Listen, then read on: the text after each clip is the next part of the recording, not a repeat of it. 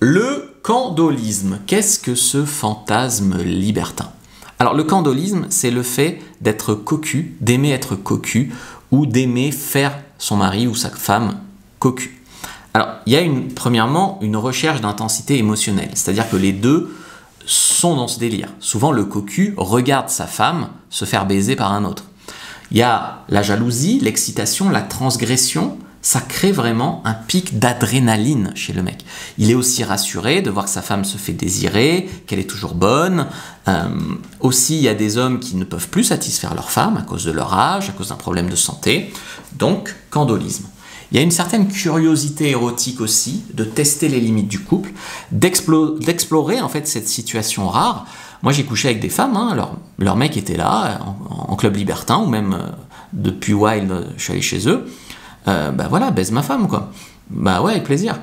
Renforcement du lien. Donc certains couples voient dans cette confiance totale une preuve de solidité. Donc rien ne peut nous séparer.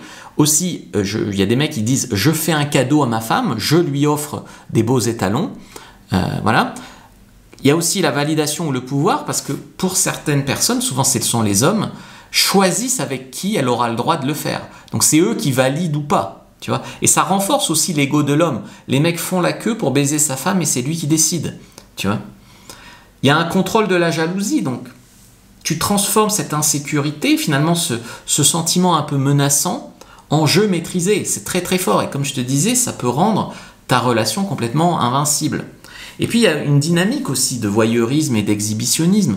On peut avoir du plaisir à regarder, à être vu, une fois que l'autre a fini avec ta femme, t'y vas et tu la rebaises, tu remets ton territoire. Ben voilà.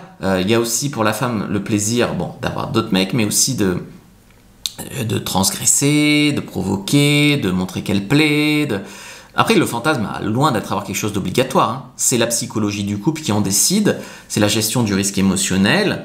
Mais il y a des femmes qui disent « il veut me voir avec un autre, il m'aime plus ». Non, c'est pas vrai. Des fois, c'est parce qu'il t'aime qu'il veut t'offrir ça. Consentement total, le fantasme n'a de sens que si tout le monde l'accepte, bien sûr. Il y a des mecs qui disent « tu viens à la maison, on fait semblant que t'es un vieux copain et tu baiseras ma meuf ». Moi, je refuse. Je veux qu'elle sache. Je veux pas la prendre par surprise. Communication avant, pendant, après, donc définir clairement des limites, des mots-clés d'arrêt, les attentes. Surtout pas de spontanéité risquée, donc jalousie, excitation, peur, il y a des mecs qui vont péter un câble, donc faut anticiper quoi. Environnement dans un lieu sûr, donc souvent c'est chez quelqu'un, ou dans un club libertin, tu es encore plus en sécurité si le mari pète un câble. Voilà.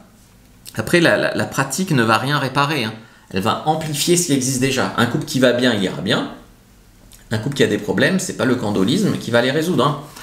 Voilà. Donc après, il faut débriefer, je pense, en parler, qu'est-ce qui a été ressenti, qu'est-ce qui était bien, moins bien, etc.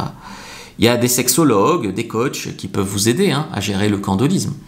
Voilà. Ça vous aidera à distinguer un désir sain d'une certaine compensation qui pourrait vous faire plus souffrir en fait à terme. Cliquez sur le lien dans la bio du compte et vous allez pouvoir prendre votre fiche sur les fantasmes des hommes et des femmes.